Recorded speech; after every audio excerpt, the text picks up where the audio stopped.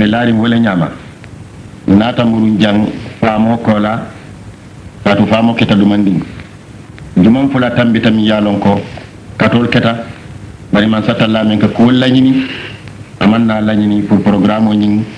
asido kuno sako asifuntino o kammala be daniro kala lamoy lal beye isi hakitunye o tardela bari nganiyolo bi jele mbe lamoy lal be kontonna menna badi ma fanan kontonna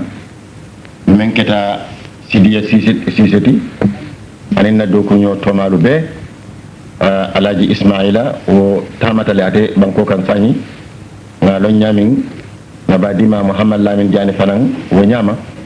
insha Allah dani be ngana be jang kayro kono kana kanyo ma koy misilme ya dino bambandola rama ala ya tamani wo nyama amin Allah hijo sidiya bi ngamira nsi domandi maje mbe salole kono num salo kol kenya ade arla nyino to sunkaro nata programme kiliman na do kuno akodo to ka sunkaro la ko kaja alama la ya murundi kayra kono ayem be tara kayra kono ay banko tara kayra kono ay misilma banko be tara kayra kono Allah ade sunkaro nga sun kayra kono hijo annafa warta baki alquran o fango le alquran ayol le nata kayitandiro ke ko misilme ya sembo soto kata ala la dungo jurar sinya killing parlolem yalo ko fardu ayni lem juraro nyata ke sifa fulati walem juraro me ikatola al hajj mandi kol ka ko hijo woni al umra imakilin imulu nyoyata hijo lem parloti sinya killing umra mu sunnati membe bambanding sunna mu akkada sinya killing adama dingo siwo kono alquran o ya nati ko nga fu nyaminno alquran ayo men nga falo num bilimbe kumo yelela o alquran ayo yitandiro ke sate ni na bunya anala barako anin bunga da bunya anala barako men kitak alkaaba annabi la ibrahima fanana do ko bije ngamira nyato simin kacabe futala je inshallah subhanahu wa ta'ala nisi microphone o di nabadi mala men kata alhaji sidiya siseti ade fanan ci kontandiro ke asina kacabu ndayele bismillah bismillahir rahmanir rahim alhamdulillahi rabbil alamin wa sallallahu ala asrafil anbiya'i wal mursalin sayyidina wa nabina muhammad wa ala alihi wa ashabihi alkiram wa azwajihi tahirat wa man da bi da'watihi wa tamassaka bi sunnatihi bi sanila yawmiddin badulu mbafal alhamdulillahi rabbil alamin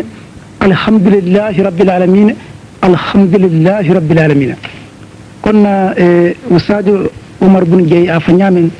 badum mbal konton na misilma konton dir wala alaten to ko la amin ka nemo nin kiso ka dani na kuntiyo e men ka muhammad badi sallallahu ta'ala alaihi wasallam ako a fanyamin ko programo famata dima kon fula nyonna lan jurol nin ko dol sabula bar alhamdulillah alayhi ma ko yifoddi nata jang pour que ñing kacca ka continue be baadi muslimolu la moy lalam be jaylam be tentula kambiya kono ja anim nambe kambe bantala te ñoo hakkilo bulani muslimi ko ñalan daltala ñami harbi murtana walla kana ñoo kaccan non alala demaro kan bi ñanta kaccala bunda menna na men kere wala mu hijoti kadum koko watle bala koko watle bala kuma to ndo men nga ñatli hijola si bulaw kacca kono ko baadum hakkilo bulandala aman ka karandirti aman ka sonor bar ñu hakkilo bulandol fa zakiri fa inna dhikra tanfa'ul mu'minin akumul hijo kono ñanda diyamula bundal laje safo al awwalu ma huwa al hajj munam hijoti bukatan wa istilahan munam hijoti o mata furda watu jumala fanam ya farle andi na bunda sabanya ma hukumuhu hijo akitebe nyaadile muslimi akono o dalil من القرآن والسنة والإجماع دليل الجمال بيو كان بمنصر القرآن وكون أنين إنكلا السنة وفضله إن سكتافنا سبانيا ورمو هجولا في سمانتي أقول أربع نانجا أركانه هجو تنقل المؤمنين الخامسة نديام اللولي ناسك من يجب عليه الحج هجو واجبات موسفة جمال لما ولم سروط الحج ومتى يجب وات جمال من هجو واجب على موكنا ناسي ينتظر الهجو رسائي نورن جان شروطه هجو سرطو مجمالتي وولن جان واجباته ما هو واجبات الحج هجو واجب يكون منلت الثامنة سنجاو سننه هجو سنة كل منلت التاسعة كنتم جاو ولا مستحباته هجو لكن كل العاشرة ديامو تنجاو سكي مفسداته كل منك هجو تنيا الحادي عشرة تنين كلين جاو مكروهاته هجو كون كل كمولو نو ساجبا بوندا تنين كلين هجو لا بوندا كنا كو جمال ماجي ñanta pour kacañin ka tambindi ñin bundalla o ma wal hajju nsafa munam hijote bukata huwa al qasd wa istilahan qasd bayt allah al haram li adai faridat al hajj fi makan maqsus في وقت مقصوص على وجه مقصوص ولم الحج ورابك ولم القصد ولم كركرو التامة كدلا كركر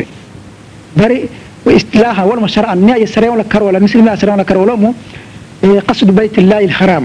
الله تعالى لبودا ما كركره لأداء فريضة الحج pour que higo farlo ka bondi kunna ka di fi makani maqsus baranyanta kala dinkrati membe krekere li wala makati kunna usaja fo nyame fi waqti maqsus anyanta kala jamanol fananna higo nyanta kala jamanol la ala wajhi maqsusin anyanta kala kenyal fanal bala higo nyanta kala nyam nyinamu higo ay ka londindi inshallah ko nyinamu tariful hajj higo nyinama londor e akumulo ustadi fana asi continue e higo la farlo nata nyaadile alqur'ano kono anin sunnoto ya fa nyamin abelani wala nyama alhamdulillah wala nyinti ko sariyama kono yalon sariyama ya tarale arabu kamo belari ayo wa arabu kamo men belari sariyama ya talu taje yalon ko sariyama la fasaro le moti comme ya fa nyamin tendo wala nyinti ko hijo wala ke ñaatilim kuula mi yaalon ko yefan kere kere ndala bari mba bondi la je ngana nga samana sariyama kon sariyama fana ala ayala fansum kan wala soto istilahan al istilahu shar'i wala comme ya fa nyamin ke fan kere kere ke ñaatilim ala la bungola ñaadi ka lon ko ni mu fenneti mi yaalon ko ala la yamarala mina man satalla la yamarole timmandila mina man satalla la yamarole kala mamira wala mi hijoti ni tata kitabol kono e ka fako hijode min sare walem ke ñatilin kaabala mun kamma kata kallo arafat hanna doyata suuto kono suuto dal arafa lolungo suuto a doyata ñawyama hanna tara ika tambije ye tambije la wo fasaro sikeno hijoti anin fanan ye ihramo mi yalon ko anin labayka be ñomutalale ye ihramo ke wo kola boro safani marwa boro mi yalon ko aketa tawafo koma mi yalon ko tunkungolem walla wajibolem ko tawaful qudum walla tawaful ifada mu barol be mewo bele kafula na tola ko hijo ya fanyi ko afarlo nata nyaadile afarlo nata mo menna man satallahi ibrahima annabila ibrahima yamari asi bungo nyin kuta yandi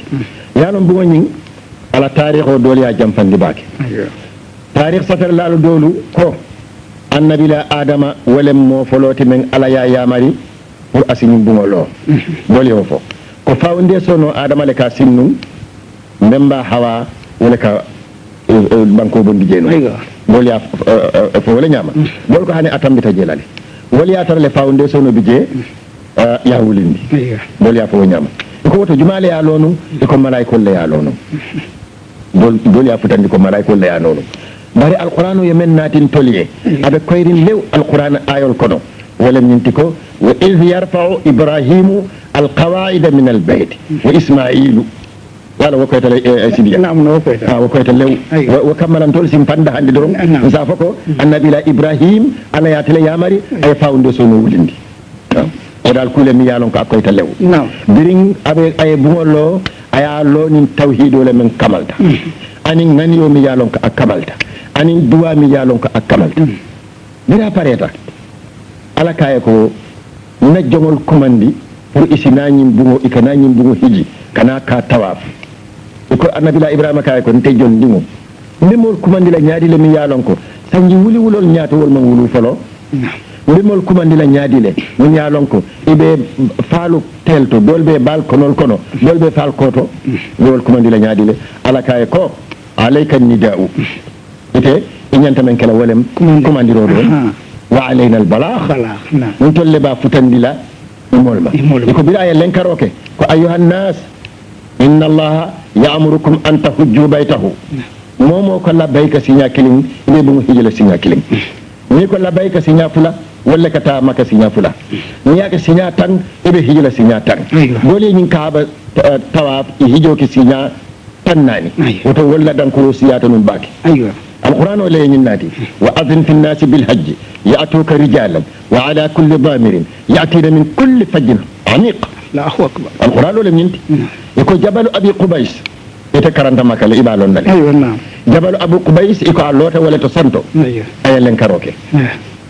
بلا لنكروكي نيو ولا كدن قالنو نيو ولكن نيو كما يتباكي سيديا الله أكبر نيو نعم نقول نفن كما أقول بات بنيو لبلا jaato omo bankole to doron koyte asi possible asi sone abaki tungol ya domo bari niyo men kumbayata kala katele biya mun ni wolle jabiroke annabila ibrahima la lenkarola hani kabi ke hijo continuete ibrahima ke hijinu memba adama aka bunum india banko kan kana hijola min bola mo meta baki bari ibrahima la bokola dunya ko no ismaila botaje o kola saytanu nata dum maka sate ko jalam bato nata janjang kol be tiñata comme dalila me yatina musulmol katara kawandola doron wolem saytano le bundalu ka suki wala nin kawando man ke doron saytano be kol be yele mande ama be tiñata nabila ibrahima kola akoma saytano ya bele kasara bari ibrahima la duwa be koma nun alama wo buruka Allahu akbar وبعث فيهم رسولا من انفسهم يالو اي ودوانو ولاتنا دواكم ما يتباكي ودوالنا ناتا جابي كلا ناتا فنتي صلى الله عليه وسلم كان هيجو كوتا كوتا يعني كلا يا ترنو ابراهيم كولا مولك هيجو كده هيجو ننا من باي هاني سان كيلين بريكا تامن دي نيامن اتاتا نو فو علاباتو كيلين تيجي ابي من ني ديالتي اني واسو مانتول كبن لاسيلول كبن سيول كبن اساجي الى جالول كولي كانيو جامو كانيو كدفي الله اكبر ودا مالي بيجينو حميه الجاهليه woda mali be jeni itata num fo nimmol be hijola e be ibala kensen ma ibala kensen tanin fulo kelni ye wura yela kurtol bo yela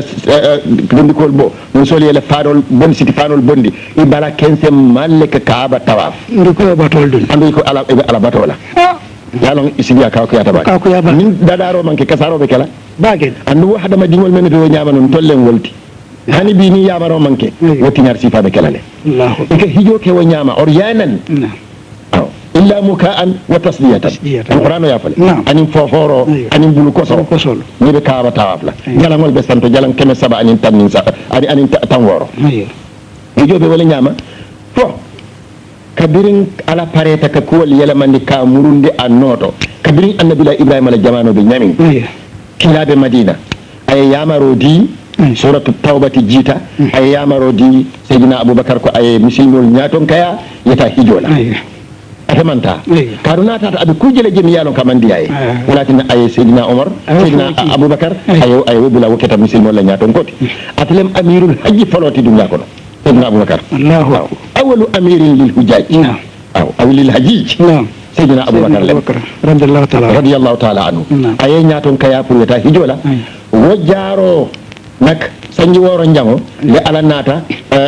kijo farla yandi kilama ana ala mantolye sallallahu alaihi wasallam sajina farlo lem sidiya kijo momo yano inyanta kelale farlo lem pour yake ni yake abeteyata yamaro binalale ni ma ke ite kelendi la kijo bikati ne yemo kelendi jihadi lalbe tula jele ko wallahu hasbuhu katu hijo asikeno kon tolna moje na mira ko asitano maka kato afengo babulu ayatara yara fan la nyuro be duma mi yalon kon tolmalo walakin hijo nimmo yake wolem ni ma ke abeni ala tema wallahu hasbuhu bari nim misil moko hijo man ke toñati wo mari murtutale nyanta falale nama tubi wa kafiriyata murtadiyata murtad aw yuqtal ba'da thalathati ayamin bismillah sangi iti continue akumula baraka ustadi ila ndia mo hakilo bulandi kudolla tumo mona ko be ma adama ni hawa tariko ya samana nyame to le bundo ko woto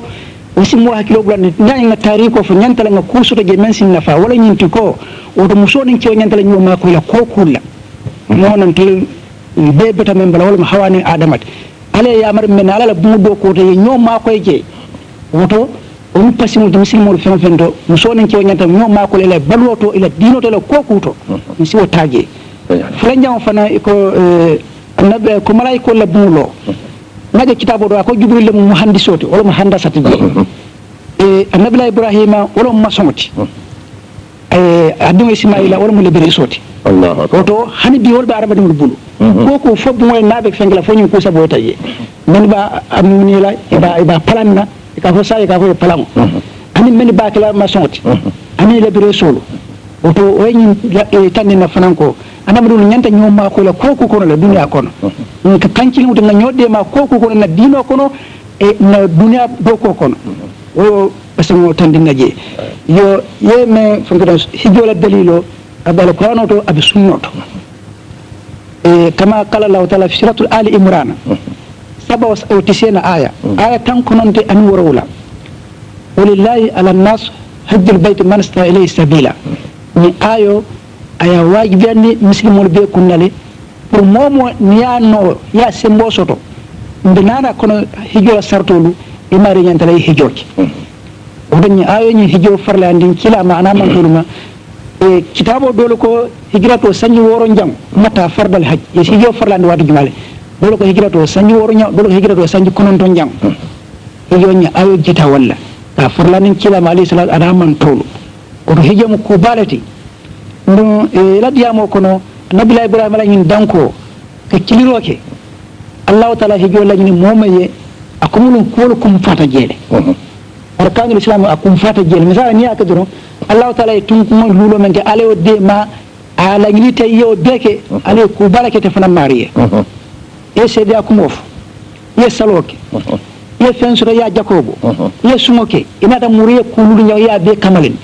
ako mun musidma en tunku lulu alama la ñini mobe ka beke on ala la ñini meye onin ko beke salan ko ay ku balakete mariye o do hijo mu kurete mi alan ko ya fanyame momo yana karlo ko hijo man ka wajiboti imare kafir de ijmal ulama la mo de kam den dawla o man ankara fardiyat al hajj fa huwa murtad wa kafir murtad ha yo wala mo ñinti hijo la wajibi al qur'an ko ndara hadiso ko no sinaji be hadis abi hurayra buniyal islam ala khamsin ko muslima ya londi atum lulati wala mu folo shahadatu an la ilaha illallah wa anna muhammad rasulullah yesede ko batu man samen soto ngana fako man samen soto ni o fodore be mistake lal man solo soto lare batu tonya batu man samen soto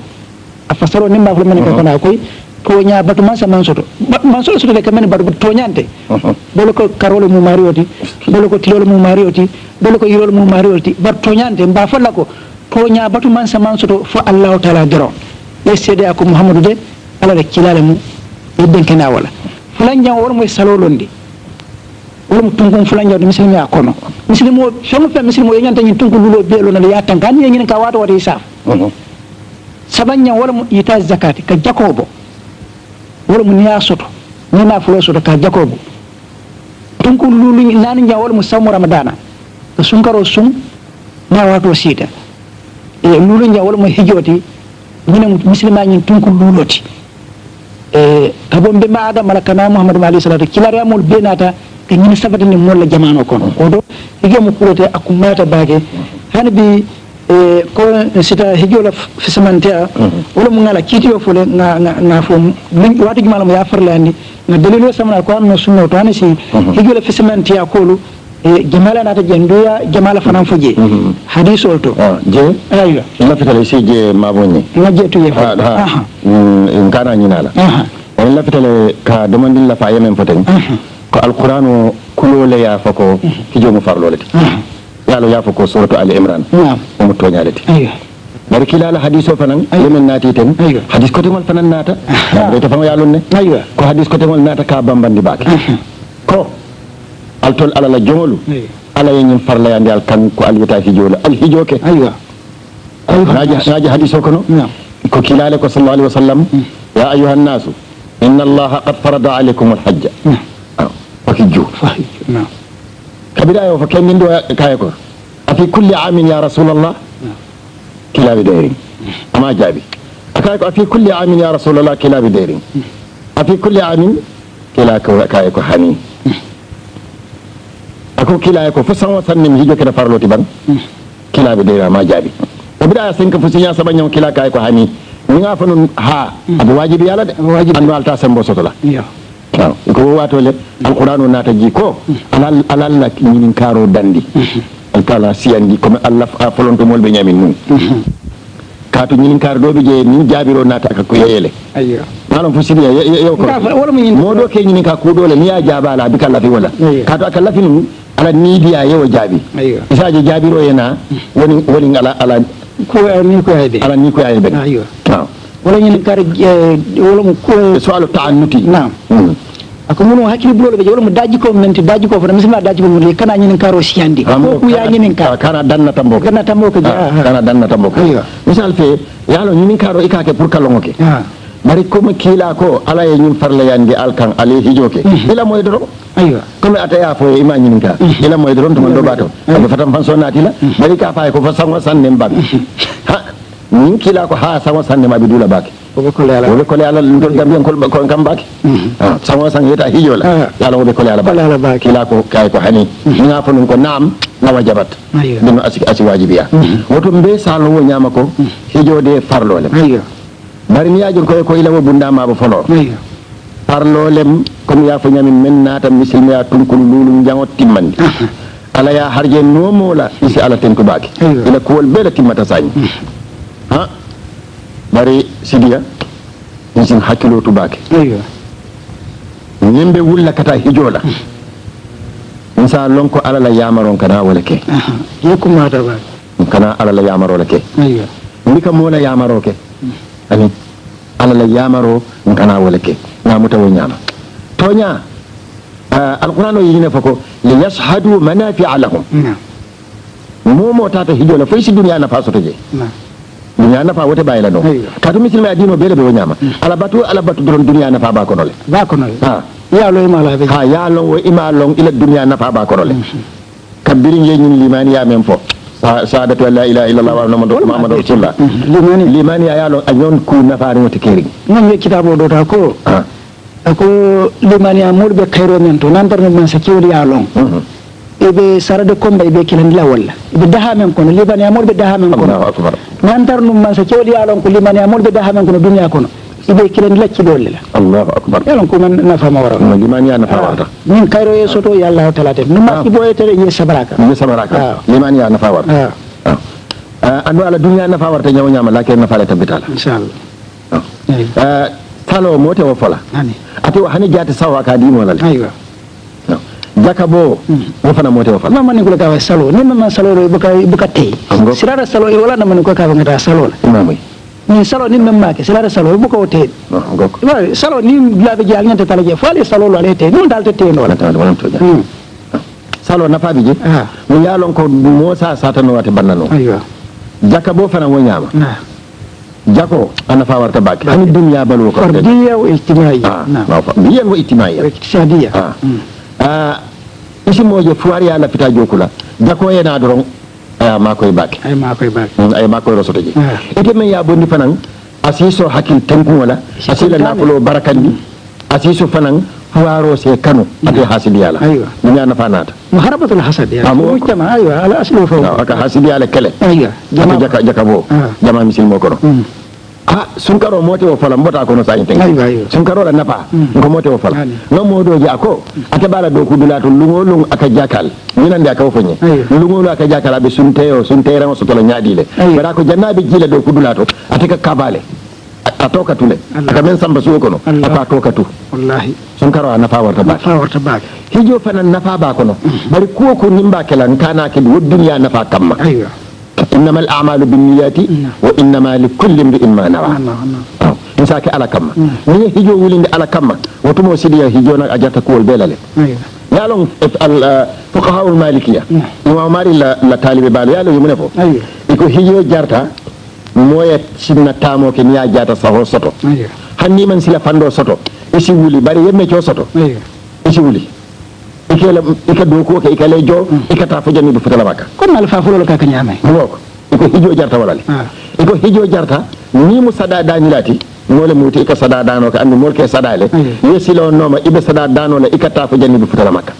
iko hijo jarta walale iko hijo jarta ni mo 6 kala nafulo yalo wati dobi je mola julo ka siya faman sakunda sa faye ko ila soto femo be ibulo bondal ibulo ya sisile ila nafulo ngam bulo la kanne yala woka kele e ko man sa si femo fem busino juluti o bulo a jartale mo ya wafu pour kata hijola oto hijo ko mayta kuma batal modo ka fa kon teman nafulo so kata hijola yara fa ite nafulo so dole katu ila korda doron ite wala wafula no bari korda fula nyawo nyanta wafula le inta wa men korda fula be bulo ko imanta do maka fula nyawo nyanta wafula jan ila jan hadiso fo be jam yalan ko jeng ay je kumandi baki hadiso ko ومن ملك زادا وراحلة تبلغ بيت الله ولم يحج فلا عليه أن يموت يهودية أو نصرانية. الله أكبر. نعم. الله أكبر. من حديثه هاي جيفو كو موما يسلا فندو سوتونو. ye fen soto no sitano men nam safe abiye be keri wala kulbe keri si bulano wala sube keri si alwaso no bulano akono e tamana ala yeta hijola e man son hijila ako na da tete mariye fa yahudiya ma wala nasara ma Allahu akbar je wala na misal ta man koy asa tinna no alate ma koy la fa misilmi ko fa misilmi ko ni balanta koy tata hijola tata hijola wala nay lañu la to kuma ta baka je don jama be je ka soto ibako wakili kata to nyalam do sa fa na dindiya do sa fa billahi fulo kono fulo baduma ko fi ngana fi ku jama ba kala ñoo jiti ina ifa ndumoto moɗo siya kilo toto baake mo siyeɗo eɓe banna watuma e maalo allahu akbar ka fo baɗo ganna kuule ke na meta faban tan sita hijoke eɓe faala lugoɗo e maalo mata dari nafsin naja taxibu kadan mata dari nafsin jayi ardi tamoto momo maala ko someɓe kela ñaame oɓe allahu taala dammale elmule kaybule mooti oto baɗi mule me alan ko ya guiyata kinda soto ye fen soto isi wakiliyata Allah taala la farlo ya bonde wala na dole ko al farlo mo hal wajibu fawriya aw wajibu tarahi to hijo ya wajibi a nyanta kilal doro nim wato men sartol timmata ite a jata kende ana fen so ta nyanta kilal niya dukunde juni bo so je lal mo dole ko ha niya dukunde doron e juni bo so je nyanta le tariya yak oto mo kolete me alan ko baɗum no si jeeya kalamata baɗi ka tarayaka hijoki galam yemen foten maliki ila mazhabu iraqi ni wala fo ala malik afarata temale ala talibol dol mu al maghariba wala men be tili jima fa wala men be tili bo ma fa wala ko te tola iraqi wol ya fo nyamin ten e ko nim moya soto do inyanta talale wal ma bu hani fa la miro abu hani fa fana ma jabo bola ko aywa ko fa ngaji te fana mamme ko nim moya soto do inyanta kala wala dulato wa miro man sembo soto ka kafu wala na bal to de barin tenga muta ni sonno mo kono ko nyanta kala wala nyama ni mo ya sadu ake ka to alquran ayo men nati sanya bala fa warta baki man satalla ka fako mo be men soto la sama amalon mo ku men be lala mo kan sama amari malon ma za taksi bu khadan ni yo malon bari amalon fanan abe fala mun tole bala wo bala fa warta baki hada ma dingo be tama kam be dola be do kan abe moto kono abe pele no kono abe kulungo kono bari hada ma dingo yara fan abe fala banko men kan amalon أي أرض تموت وكمل هجو مما يا سمبو سوتا أكي هذا دو بكيرين فنان أجرت لنا كتاجي نمبادي وكتاندي ولم ينتكو بنا لين فا يسي إتد مسلمو أني مواني لولو يوالي بالو يالو إتد تنبت بارك يالا أيه إنت بارك يالو إتد تنبت على أني مواني لولو سنجي تنسبا يوالي بالو يبالاس كندو سوتو yelle mo sama soto ite ko ite le mo kala mari ila wulula ibe le mo sannael ite famata kala mari ite famata kala alu ila wulula kete ala la jumati nyami ite fanan saani ite ala la jumati ala ye yamar ko yabatu de mari ala la yamaro do nata boy ite al tol mo fulo bele kan ko al be yabatu wo batulo e koy wulula le nyanta kala ite man nyanna kala wala je fanan ka ko ya ka ko ya ba wala mo jo fanan yesi ya ko do soto wajibolem ikan ite misilmo yeta hijola iko ite tata hijola tun ya fa nyamin ten sani ite be life tamandola ila baluwo ibe la nidi yalla woto ma nyanata la hijola ye paso di ibala ayata hijola wala ye paso di ifala ayata hijola sidi malon fay korosiroke aywa nte birim ma be ta hijulol bilala yalo ngam fo natanyole ko momo ye fama kinan jang ayatra tambita sanji tan woro la kata sanji tan woro wala ina man na ya ma ko ya fale antule jelo no je akola ya fale dak nana ta murum ala le ya murum di barite o ya fale je fana mosi haklo to ya sa abe sun ko la sarto folo wala nyinti ko kebala kebaya jata ya dandan ina ita ya ma koy ni man pasi folo soto woto itile nyantata la fu amantara la mo nyam aywa ala la farlo ko ken ni wala nyantata la hijola ayta hijola folo yen support je aywa ngajel namira walam de woto la moy laale be salon wo nyama nak karole mi yalon ko mo nyanta ka sabari jeto kato ani ku yal siyata kabirin fajiro fotilo ye boy ite jiwo minna ite domoro kela ni keta siga sabalata ita sabala walatina ko sahru sabri bari nak sabaro de ako ala jomu arjana dungo dammalati wa sabru thawabuhul janna bukare misil molo ala al sabari aliasum kila ko sabar la jomu arjana dungolati bari atentente de hani kabi hadiso nyin amam bang ako karole men mol sinyo ma koy je misil mol sinyo ma koy je men ya soto asimo ma koy men ma soto men ya no asimo ma koy men ma no lon nasimo ma koy je men ma long ma koy rodru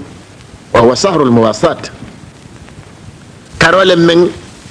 misil mol harje kala faje wa kamara mo kana bulu jake je yemen soto a doyata nyawo nyang do man dim bondi je yadi molla kila ko ila harje be la falale sunte rango di molla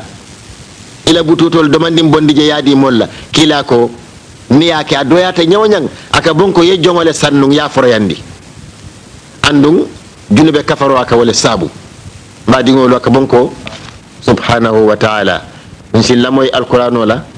min bakarana wala al imam mahmud khalil al husari aya تنلول عن الناني للتي هي أقوم برنامج تفسير يأتيكم من إذاعة